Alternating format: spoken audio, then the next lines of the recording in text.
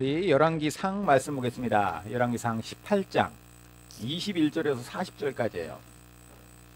엘리야가 모든 백성에게 가까이 나아가 이르되 너희가 어느 때까지 둘 사이에서 머뭇머뭇하려느냐. 여호와가 만일 하나님이면 그를 따르고 바알이 만일 하나님이면 그를 따를지니라 하니 백성이 말 한마디도 대답하지 아니하느니라. 엘리야가 백성에게 이르되 여호와의 선지자는 나만 홀로 남았으나 바알의 선지자는 450명이로다. 그런즉 송아지 둘을 우리에게 가져오게 하고 그들은 송아지 한 마리를 택하여 각을 떠서 나무 위에 놓고 불을 붙이지 말며 나도 송아지 한 마리를 잡아 나무 위에 놓고 불을 붙이지 않고 너희는 너의 신의 이름을 부르라. 나는 여호와의 이름을 부르리니 이에 불로 응답하는 신 그가 하나님이니라. 백성이 다 대답하되 그 말이 옳도다 하니라. 엘리야가 바알의 선지자들에게 이르되 너희는 많으니 먼저 송아지 한 마리를 택하여 잡고 너희 신의 이름을 부르라. 그러나 불을 붙이지 말라. 그들이 받은 송아지를 가져다가 잡고 아침부터 낮까지 바알의 이름을 불러 이르되 바알이여 우리에게 응답하소서 하나 아무 소리도 없고 아무 응답하는 자도 없으므로 그들이 그 쌓은 제단 주위에서 뛰놀더라. 정오에 이르러는 엘리야가 그들을 조롱하여 이르되 큰 소리로 부르라. 그는 신인즉 묵상하고 있는지 혹은 그가 잠깐 나갔는지 혹은 그가 길을 행하는지 혹은 그가 잠이 들어서 깨워야 할 것인지 하매 이에 그들이 큰 소리로 부르고 그들의 규례를 따라 피가 흐르기까지 칼과 창으로 그들의 몸을 상하게 하더라. 이같이 하여 정오가 지났고 그들이 미친 듯이 떠들어 저녁 소재에 들을 때까지 이르렀으나 아무 소리도 없고 응답하는 자나 돌아보는 자가 아무도 없더라. 엘리야가 모든 백성을 향하여 이르되 내게로 가까이 오라.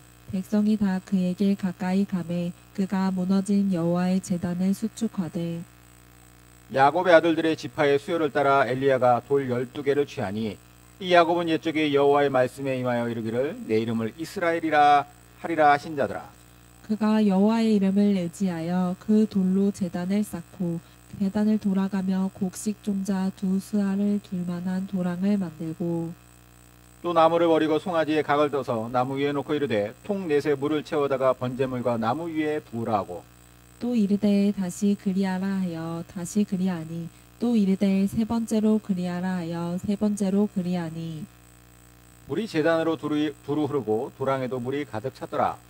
저녁 소재 드릴 때에 이르러 선지자 엘리야가 나아가서 말하되 아브라함과 이삭과 이스라엘의 하나님 여호와여 주께서 이스라엘 중에서 하나님이신 것과 내가 주의 종인 것과 내가 주의 말씀대로 이 모든 일을 행하는 것을 오늘 알게 하옵소서.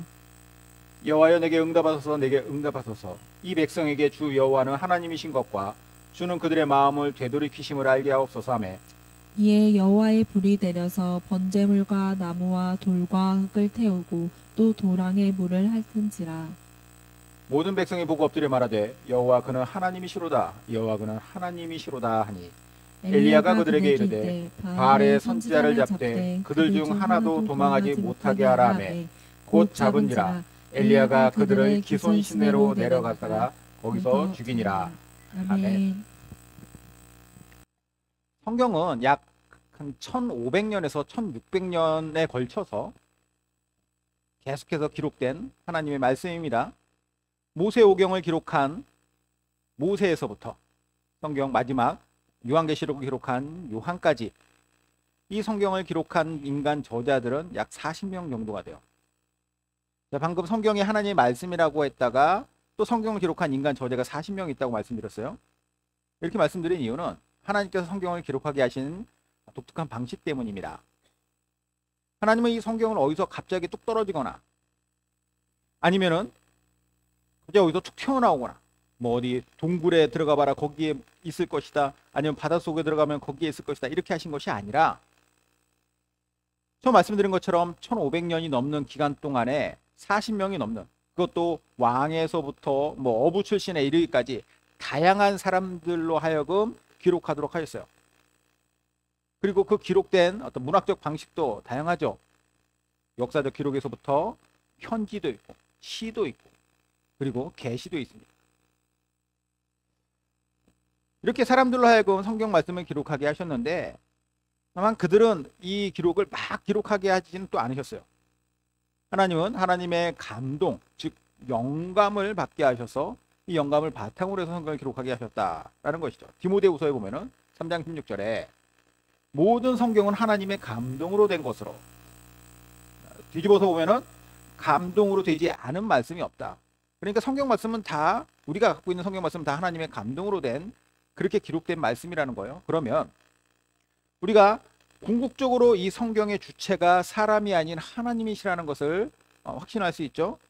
우리가 괜히 성경 말씀은 뭐 1.1핵도 우리가 더하거나 빼지 말아야 된다, 이것을 온전히 믿어야 된다, 이렇게 말하는 게 괜히 말하는 게 아니에요. 다 그럴 만한 이유가 있는 것이죠. 하나님의 말씀이기 때문이다. 이처럼 하나님의 감동으로 기록된 성경에는 또 얼마나 많은 사람들이 등장할까요? 뭐 성경의 양이 방비하기도 하지만 동명이인도 많고, 그리고 아예 이름조차 기록되지 않은 사람들도 많이 있기 때문에 성경 속의 인물들을 일일이 세는 것은 거의 불가능에 가깝다고 생각하지만, 이런 우리의 궁금증, 이런 마음을 예전부터 성경을 연구했던 사람들도 다 가지고 있었고, 또 그들이 해놨던 도움을 한번 받아보죠. 알려진 바로는 성경에 등장하는 인물의 숫자가 약 2,900명에 달한다고 합니다. 여기 뭐 별의별 사람들이 다 등장을 할 텐데, 그런 사람들 중에서 가장 많이 언급되는 사람이 있다면 그는 다윗이에요. 그 밖에 또 뭐 언급이 많이 되는 사람은 아브라함, 모세, 뭐 신약으로 가면 이제 바울, 이런 사람들이겠죠. 특별히 선지자들 중에서 제일 많이 언급되는 사람은 누구냐? 오늘 본문의 주인공은 엘리야입니다. 엘리야라고 하는 이름은 나의 하나님은 여호와시다 라고 하는 이름이에요. 하나님을 뜻하는 엘, 나의 라고 하는 뜻의 이, 그리고 야라고 하는 여호와 혹은 야훼라고 하는 야, 이 세 단어가 합쳐졌죠.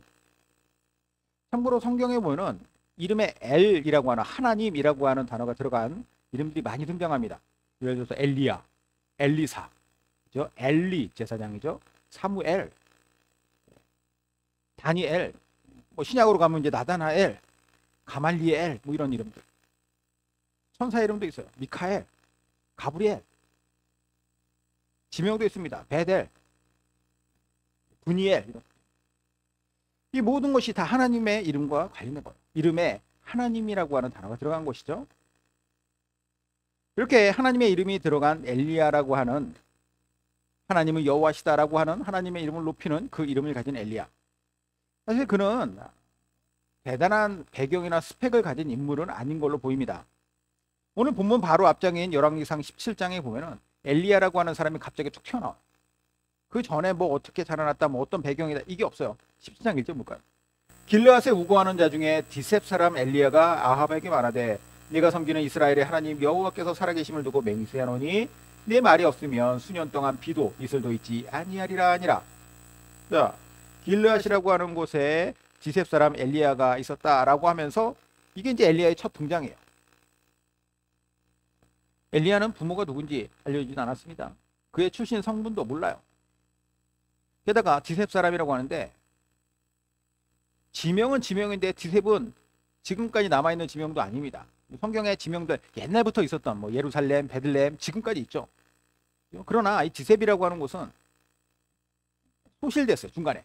그러니까 지명이 남아있지 않다라고 하는 것은 이게 분명히 뭐 큰 도시나 사람들이 모여 사는 그런 곳이 아니었다라고 하는 의미겠죠. 그냥 황무지가 돼버린 거야. 이런 디셉 사람, 완전 시골 출신, 요즘으로 말하면 가문도 불분명하고 살던 지역도 알려지지 않은 그런 사람이라는 것이죠. 그런데 이런 엘리야를 하나님께서 부르세요. 하나님께서 엘리야를 부르셔가지고 어떻게 하시느냐? 그를 인류 역사상 가장 위대한 선지자로 세워주십니다. 엘리야가 가장 위대한 선지자가 돼요. 그는 훗날 죽음을 통하지 않고 하늘나라로 간 사람이죠. 회오리 바람을 타고 올라갔다라고 기록되어 있는데, 인류 역사상 죽지 않고 하늘나라 간, 천국 간 두 사람, 에녹과 엘리야, 그 중에 하나예요. 좀 장황하게 엘리야에 대해서 제가 설명드리고 있는데, 그만큼 아주 희한한 사람, 그러면서도 엄청난 인물이 바로 엘리야였음을 알려드리는 것입니다. 이러한 엘리야 인생에서 가장 위대한 사건, 유명한 사건, 그것을 꼽으라면 오늘 본문에 등장하는 소위 갈멜산의 영적 전쟁일 것이에요. 엘리야가 살던 시대는 이스라엘이 남과 북으로 나뉘어 있었습니다. 엘리야는 그 중에서 이제 북쪽 사람, 북이스라엘이라고 하는 나라예요. 당시 북이스라엘 왕이 누구냐? 이스라엘 역사상 가장 악한 왕으로 꼽히는 아합이라고 하는 사람입니다. 아합이 가장 악한 왕이 될 수 있었던 데에는 아합이라고 하는 사람이 가지고 있는 기본적인 성품, 잔인한 사람, 욕심도 많고 그런 사람, 그리고 매우 아이 같아요. 유치한 면도 있습니다. 자, 이런 아합이 악한 왕으로서 지금까지 계속 내려오는데, 이 아합이 악한 왕이 되는 데 있어서는 가장 큰 요인을 꼽는다면 단연 그의 와이프입니다. 부인 이세벨 여사가 문제예요. 아주 악한 여자였습니다. 이스라엘 사람도 아니에요. 이방인입니다. 시돈이라고 하는 이스라엘 바로 북쪽에 있는 페니키아 민족의 공주였어요. 이 시돈에는 성경에 아주 유명한 것으로, 그러니까 성경에 아주 많이 등장하는 것으로 유명한 나라입니다. 시돈에는 풍요의 신 바알과 그리고 다산의 여신 아세라가 있어요. 바알과 아세라를 아주 열심히 섬긴 민족이 바로 시돈 민족입니다. 이세벨은 결혼하면서 이 바알과 아세라에 대한 영향력을 이스라엘 안으로 더 많이 끌고 들어오죠. 물론 그 전에도 계속 바알과 아세라의 문제는 계속 있었어요. 바알 신은 가장 대표적인 우상이죠. 그런데 이세벨이 이것을 더 많이 확장되게 했습니다.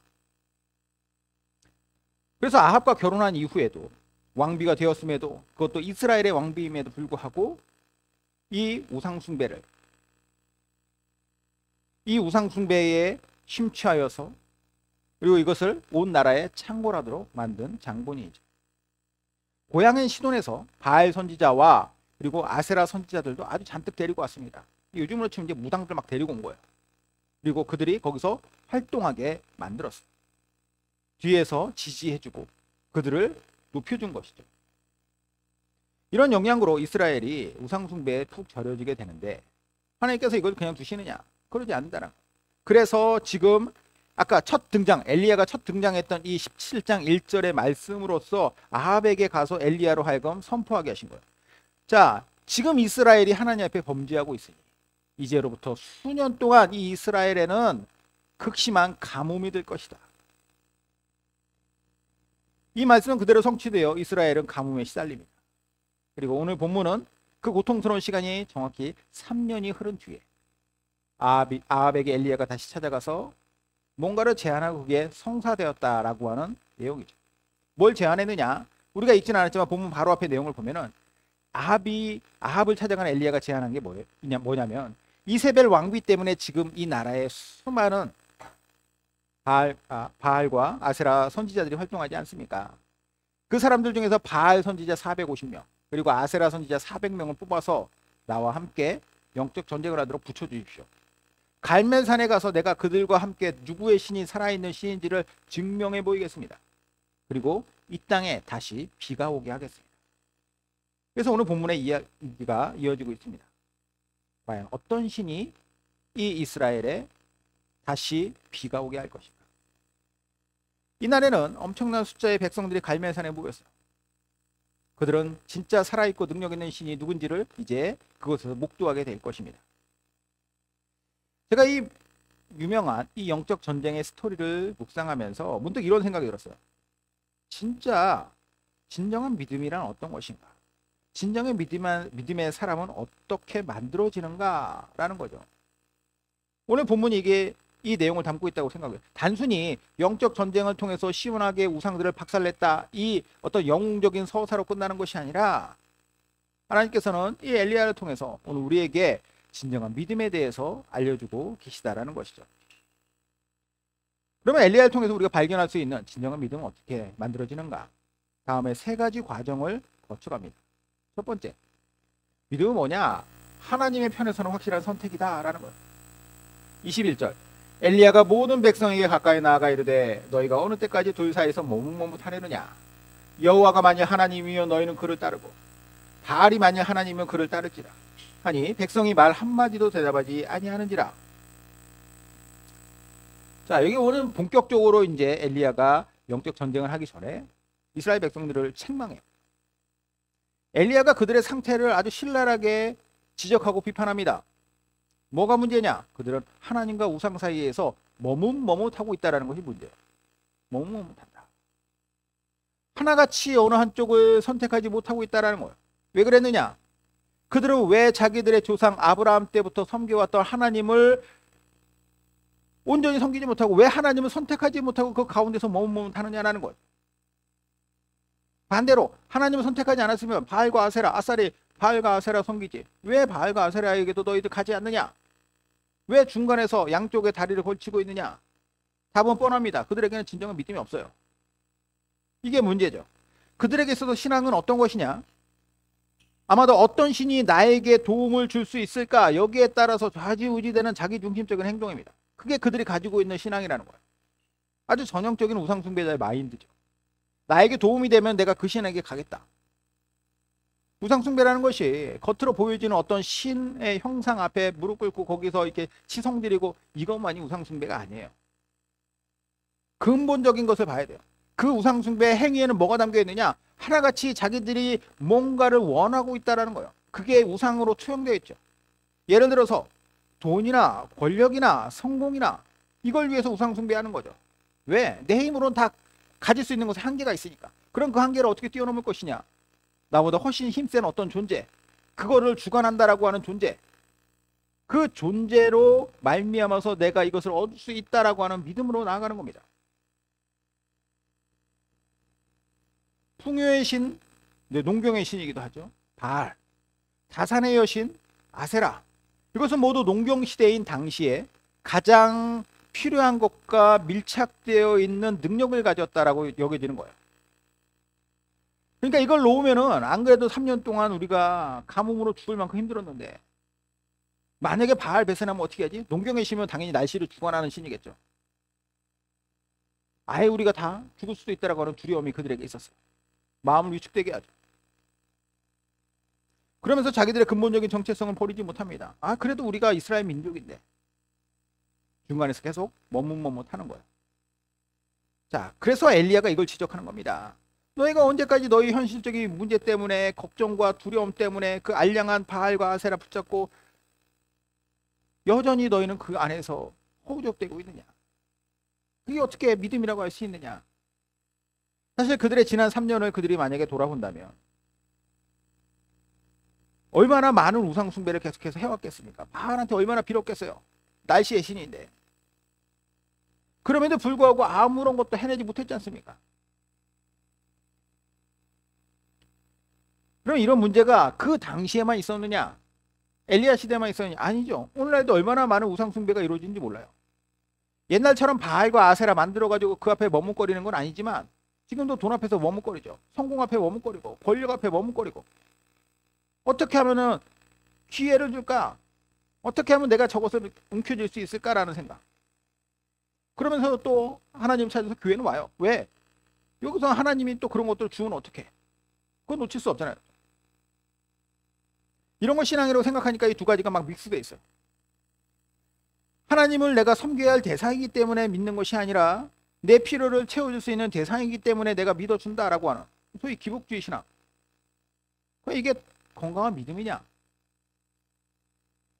진짜 믿음은 어떻게 믿어야 되느냐? 명확한 선택이 있어요. 선택. 엘리야의 말대로 진짜 하나님이라면 그것을 믿는다면 머뭇거릴 필요 없는 것이죠. 거기에 내 인생을 드리고 내가 그분 앞에 무릎 꿇는 것이에요. 인생을 맡겨드린다는 것이 무책임하게 살라, 무책임하고 힘없이 살라라고 하는 그런 의미가 아닙니다. 사람들은 예수 믿는 사람을 뭐라고 생각하냐면 의지가 약한 사람, 마음이 약해가지고 저기에도 기대려고 하는 사람 이렇게 생각하는데 그거 아니에요. 그거는 기본적으로 뭐가 깔려있느냐? 기복주의적인 요소가 깔려있는 우상숭배라고 하는 그 개념 안에서 바라보니까 저거는 저 의지도 없고 약하고 저기에 기대야 하는 사람이라고 생각하죠. 아닙니다. 우리가 예수님 믿고 하나님의 백성으로 살아가는 것은 내 인생에 대해서도 책임지기 위하여서 최선을 다하는 게 맞습니다. 다만 이때 하나님은 우상처럼 나를 위해서 이것저것 해줘야 하는 존재, 그럴 수도 있기 때문에 내가 믿어주는 존재, 이게 아니라 진짜 천지를 지으신 창조주이시고 만물의 주인이시고 나를 만드셨고 나를 구원하셨기 때문에 그러니까 내가 믿는 것이죠. 진짜 믿음은 이러한 믿음의 첫 선택에서부터 첫 삽을 뜨는 거예요. 이런 믿음에 대해서 죽는 날을 얼마 앞둔 여호수아가 백성들을 세겜이라고 하는 곳에 쭉 모아가지고 유언처럼 이런 말을 남깁니다. 그러므로 이제는 여호와를 경외하며 온전함과 진실함으로 그를 섬기라. 너희 조상들이 강 저쪽과 애굽에 섬기던 신들을 치워버리고 여호와만 섬기라. 만일 여호와를 섬기는 것이 너희에게 좋지 않게 보이거든 너희 조상들이 강 저쪽에 섬기던 신들이든지 또 너희가 거주하는 땅에 있는 아모리 족속의 신들이든지 너희가 섬길 자를 오늘 택하라. 자, 중요한 건 이 뒤에요. 오직 나와 내 집은 여호와를 섬기겠노라. 하나님과 우상 숭배 사이에서 머뭇하는 백성에게 분명한 선택의 믿음을 여기서도 강조했던 거죠. 자, 엘리야가 이렇게 이스라엘 백성들한테 명확하게 이야기하고 있는 것. 다시 한번 말씀드리지만 믿음은 나를 위한 어떤 투자, 이게 아니에요. 당연히 믿어야 할 존재 앞에 내가 그분을 나의 편으로 끌어들이는 것이 아니라 내가 그분 편으로 들어가서 그분 안에 있는 것. 이게 믿음입니다. 자, 두 번째 과정이에요. 믿음은 하나님 안에서 그분을 신뢰하면서 가는 거예요. 믿음은 하나님 안에서 그분을 신뢰하고 그리고 거기 그 신뢰를 바탕으로 가는 것. 자, 22절부터 24절. 엘리야가 백성에게 이르되 여호와의 선지자는 나만 홀로 남았으나 바알 선지자는 450명이로되 그런즉 송아지 둘을 우리에게 가져오게 하고 그들은 송아지 한 마리를 택하여 각을 떠서 나무 위에 놓고 불은 붙이지 말며 나도 송아지 한 마리를 잡아 나무 위에 놓고 불은 붙이지 않고 너희는 너희 신의 이름을 부르라. 나는 여호와의 이름을 부르리니 이에 불로 응답하는 신 그가 하나님이니라. 백성이 다 대답하되 그 말이 옳도다 하니라. 자, 하나님과 우상들 사이에서 백성들이 머뭇머뭇했다고 했어요. 그들은 이제 분명한 선택의 믿음이 필요했습니다. 이것을 엘리야가 명확하게 밝혀줬어요. 그리고 나서 한 일이 뭐냐? 바알 선지자 450명 저쪽 편에 서고 자, 나는 이쪽 편에 서서 우리 각각 제단을 쌓자. 그리고 그 위에 우리가 각자의 재물을 놓자. 그리고 각자의 신에게 불을 붙여달라고 기도하자. 이게 이제 대결의 방식이에요. 엘리야의 이런 말과 행동에 담겨있는 의미가 뭐냐? 우리가 하나님을 선택했다면 그 다음으로는 그분에 대한 신뢰함을 가지고 그분 안에서 나아가라는 거예요. 나심반이 없던 옛날에 때는 배들이 북극성 보고 방향을 잡아서 항해했죠. 선장은 북극성을 잘 찾아내고 또 그 북극성을 바탕으로 해서 방향을 잘 잡아야 돼요. 이렇게 방향을 잘 잡았으면 그 다음 어떻게 됩니까? 돛을 올리거나 아니면은 나아갈 방향으로 노를 저어야죠. 그래야 가고자 하는 목적지에 가는데 가야 할 방향을 잡았음에도 불구하고 계속 죽치고 그 자리에 있으면 다 쫓아 올릴 생각을 안 하고 거기에 계속 정박해 있는다. 그럼 뭐가 문제예요? 혹시 그 방향으로 가다가 북성이 틀렸으면 어떡합니까? 나는 거기에 들어와서 그나마 조금 더 안전해 보이는 여기에 머물렀습니다. 답답한 소리죠. 제가 지그지글러라고 하는 분의 책을 좋아하는데 이분의 책 중에 시도하지 않으면 아무것도 할 수 없다. 책 제목만 들어도 딱 무슨 내용인지 알겠죠. 일반적인 자기계발서에서도 성공의 원리를 뭐라고 얘기했냐면 일단 뭔가를 선택했으면 그 선택을 믿고 나아가라고 얘기해요. 죽이 되든 밥이 되든 한번 가봐야 되는 거죠. 심지어 불확실한 상황 속에서도 이렇게 시도하는데 우리가 하나님의 편이라고 하는 확실한 선택을 한 뒤에는 그분 안에서 우리가 그냥 주저앉아 있겠느냐라는 거죠. 지옥에서 가장 많이 들리는 말이 껄껄거리라고 하는 우스갯소리죠. 그때 말 들을 걸, 그때 믿을 걸, 그때 내가 그렇게 해볼 걸. 나중에 가서 후회하는 것이 아니라 내가 할 수 있는 기회가 있을 때 그때 그것을 믿음 안에서 해 나가는 것, 시도하는 것. 믿음은 일종의 모험이라고 합니다. 모험이 뭐냐? 아직 이루어지지 않은 것? 그 미지의 것을 시도하는 것이 모험이죠. 믿음장인 히브리서 11장 1절에 믿음을 정의를 하고 있는데 이렇게 얘기해요. 믿음은 바라는 것들의 실상이요 보이지 않는 것들의 증거니. 자, 쉬운 성경으로 믿음은 우리가 바라는 것들에 대해서 확신하는 것입니다. 또한 보이지 않지만 그것이 사실임을 아는 것입니다. 믿음은 뭐냐? 우리가 사실을 아는 것, 그 사실을 무엇을 통해 알아요? 그 말을 그 사실을 이야기한 존재를 통해서 아는 것. 그것을 확신하는 거죠. 그 존재가 하나님이시기에 그분이 말씀하신 것이기에 그걸 내가 사실로 확신하고 나아가는 거예요. 믿음이라는. 그래서 히브리서 11장 믿음장 뒤에 보면 쭉 믿음의 선배들이 뭘 했는지가 나오죠. 믿음으로 이 사람은 이렇게 했고 믿음으로 이 사람이 이렇게 살았다.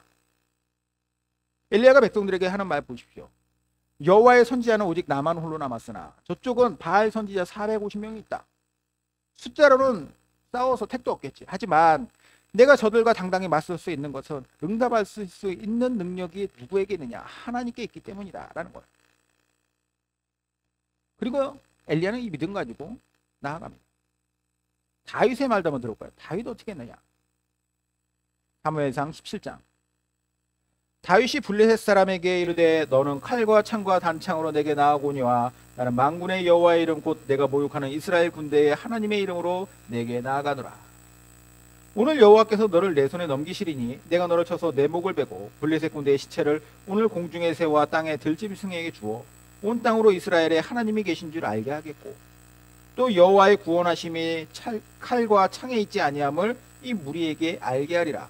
전쟁은 여호와께 속한 것인즉 그가 너희를 우리 손에 넘기시리라. 다윗이 이 말하면서 골리앗을 향해 달려가서 물맷돌 던집니다. 보통 다윗의 물맷돌이 골리앗의 이마를 정통으로 때려서 죽인 이유를 뭐라고 생각하느냐? 다윗의 훈련에서 그 이유를 찾곤 해요. 물론 훈련 중요하죠. 평소에 다윗이 물맷돌 던지는 훈련 게을리했다면, 잘하지 않았었다면 그가 사울왕이 하사한 좋은 무기들, 이게 불편하다고 해서 그거 다 벗어던지고 물맷돌 하나 가지고 나가겠습니까? 그만큼 내가 여기에 대해서는 자신이 있으니까 한 것이죠. 그러나 결정적인 이유는 그게 아니에요. 그의 실력으로 죽인 게 아니라 그의 입술에서 나오는 고백에서 그 이유를 찾을 수가 있는 것입니다. 하나님을 신뢰하는 믿음. 이 믿음으로 그가 행하였을 때 하나님께서 그에게 그것을 할 수 있도록 하신 것이죠. 여러분, 우리도 이런 믿음의 사람 되길 바라요. 우리가 하나님을 믿기로, 그분의 편에 서기로 결심했다면 이제 우리는 그분 향해서 신뢰를 바탕으로 우리가 가야 할 길, 우리가 해야 할 일을 하는 것이죠. 설사 그게 그 대상이, 내가 해야 할 일이 450명의 적이든 아니면 골리앗 1000m에 달하는 거인이든 그것과는 상관없이 훨씬 더 강한 분이 있다. 전쟁은 하나님께 속한 것이다 라고 얘기했죠. 하나님을 신뢰하는 것. 이게 중요합니다. 마지막 진정한 믿음의 세 번째 과정이에요. 믿음은 하나님과 함께 만드는 변화입니다. 변화. 36에서 40절. 저녁 소재 드릴 때에 이르러 선지자 엘리야가 나아가서 말하되 아브라함과 이삭과 이스라엘의 하나님 여호와여, 주께서 이스라엘 중에서 하나님이신 것과 내가 주의 종인 것과 주의 말씀대로 이 모든 일을 행하는 것을 오늘 알게 하옵소서. 여호와여, 내게 응답하소서. 내게 응답하소서. 이 백성에게 주 여호와는 하나님이신 것과 주는 그들의 마음을 되돌이키시는을 알게 하옵소서 하매, 이에 여호와의 불이 내려서 번제물과 나무와 돌과 흙을 태우고 또 도랑에 물을 핥은지라. 모든 백성이 보고 엎드려 말하되 여호와 그는 하나님이시로다. 여호와 그는 하나님이시로다 하니, 엘리야가 그들에게 이르되 바알의 선지자를 잡되 그들 중 하나도 도망하지 못하게 하라 하매 곧 잡은지라. 엘리야가 그들을 기손 시내로 내려가다가 거기서 죽이니라. 자, 당시 이 현장을 한번, 현장의 모습을 상상해 보면은 참 시원스럽죠. 물론 잔인하기도 합니다. 엄청 잔인해요. 바알 선지자 450명 다 끌고 내려와요. 갈멜산 바로 아래 밑에 이제 기손 시내가 흐르고 있거든요. 거기에 가가지고 그들의 목을 다 쳐버립니다. 다 죽였어요. 좀 잔인하긴 하지만 그래도 시원스럽게 이게 참 마무리됐죠. 근데 이런 일이 일어났다고 해서 천지가 개벽되듯이 모든 것이 다 바뀌었느냐? 안타깝지만 그렇지는 않습니다. 이스라엘의 우상 숭배가 완전히 사라졌느냐? 그렇지도 않아요. 예상과는 달리 여기에서는 이 위대한 사건이 발생했고 이 일이 일어났고 백성들이 그렇게 살아계신 여호와 그는 하나님이시로다, 여호와 그는 하나님이시로다 이렇게 얘기했음에도 불구하고 삶이 완전히 바뀌지 않습니다. 오히려 이세벨 여사의 화를 더 돋궈요. 더 날뛰죠. 그래서 엘리야를 죽이겠다고 해서 엘리야가 도망가지 않습니까? 자, 근데 우리가 이제 결론적으로 봤을 때 이 상태로만 보면 이제 실패처럼 보일 수도 있지만 그건 아니에요. 적어도 이스라엘 백성들이 하나님의 살아계심과 그 능력을 명확히 깨닫게 되는 계기는 됐다라고 생각을 해요. 나중에 이제 엘리야가 도망갔다가 거기에 호렙산에서 하나님과 만나고 막 거기에서 하나님이 하시는 말씀이 있잖아요. 회복시켜서 다시 엘리야를 돌려보내실 때 뭐라고 말씀하세요? 바알에게 무릎 꿇지 않은 7,000명을 남겨뒀다. 그 7,000명이 원래부터 숨어서 그렇게 믿음을 지켰던 사람일 수도 있겠지만 이 자리에서 이것을 보고 자기가 완전히 밖으로 자기 자신을 드러내는, 그렇게는 살지 못했어도 자기 마음속에는 자기가 변화를 겪었던 사람이 분명히 있을 것이라는 거죠. 머뭇머뭇하고 미지근했던 그 백성들에게 변화의 경종을 울린 사건. 무엇보다 또 훗날 우리가 이렇게 이 말씀을 가지고 믿음에 대해서 이야기하지 않습니까? 이 사건은 크고 작은 여러 변화들의 모티브가 돼요. 저는 믿음이라는 것이 이런 면에서 매우 큰 의미가 있다고 생각해요. 뭔가 변화를 만들어내요. 내 삶에서도 변화, 내 주변 사람들에게도 내가 변화를, 나아가서 사회에도 변화, 이런 변화를 이끌어내는 것. 이게 바로 올바른 믿음이죠. 우리나라 기독교 역사 보십시오. 이 역사 속에서 이제 뭐 선교 한 120년 정도 됐는데 이 120년 동안에 하나님께서 얼마나 놀라운 일들을 많이 이루어내셨어요. 변화죠. 근데 아쉽게도 오늘날 기독교는 긍정적인 변화 일으키냐 부정적인 변화를 일으키냐, 이것도 다시 우리가 잘 깨달아야 돼요. 정신 차려야 되는 것이죠. 예수님께서 제자들에게 말씀하세요. 너희는 세상의 소금이다. 너희는 세상의 빛이다. 무슨 뜻이에요? 세상에서 긍정적인 변화를 너희들이 이끌어낼 수 있다는 거예요. 세상은 어둠이고 세상은 썩어가니 그곳에서 너희가 이 변화를 위하여서 너희 역할을 해라. 당연히 혼자서는 안 되죠. 변화는 주님과 함께 할 때 이루어지는 것입니다. 믿음으로 그분과 함께 할 때 변화는 일어난다. 오늘 우리는 믿음의 사람이 되는 법에 대해서 함께 나눠봤습니다. 진정한 믿음은 그냥 뭐 이래저래 살다 보면은 어느 순간에 이렇게 되었다라고 할 수 없어요. 이렇게 되어지는 거 아니에요. 첫 단추부터 마지막 단추까지 하나하나 잘 깨어 나가야 합니다. 첫 단추는 하나님의 편에 확실하게 서는 겁니다. 머뭇머뭇거리고 우상 숭배를 할 것인가, 저쪽에도 발 담그고 이쪽에도 발 담그는 거 아니라는 거예요. 하나님의 편에서. 두 번째 단추는 하나님 앞에서, 하나님 안에서 그분을 신뢰하며 나아가는 것이죠. 행동하는 거예요.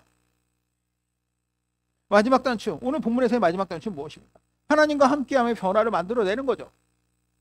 비록 그것이 작고 보잘것 없더라도 변화는 중요한 것입니다. 소중한 것이에요. 우리에게도 작은 변화가, 이 조금씩의 변화가 우리의 믿음을 점점 더 크고 깊게 만들어가는 것입니다.